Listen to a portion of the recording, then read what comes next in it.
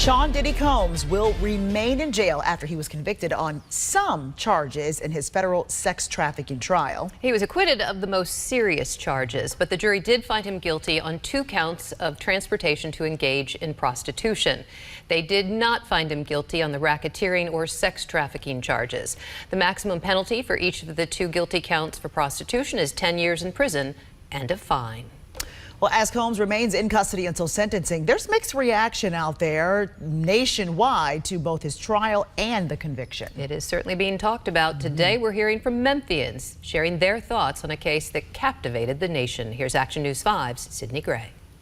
Everything that is done in the dark will come to light. Sean Diddy Combs held his head down, overcome with emotions, as the jury read their decision. But some Memphians weren't surprised by the verdict. It ended exactly as I predicted it probably would. I don't believe that the prosecution did a good job of proving that that Sean Combs was operating and doing things in part of operating as a criminal organization for the gain of profit. Local podcaster Marvin Frank says he does not condone the allegations against Combs, but he does think the jury got it right. Prosecutors are seeking a 4 to 5 year prison sentence for his 2 convictions involving prostitution. Frank says Combs' sentence may not be what many wanted, but victory does not always look like a guilty verdict.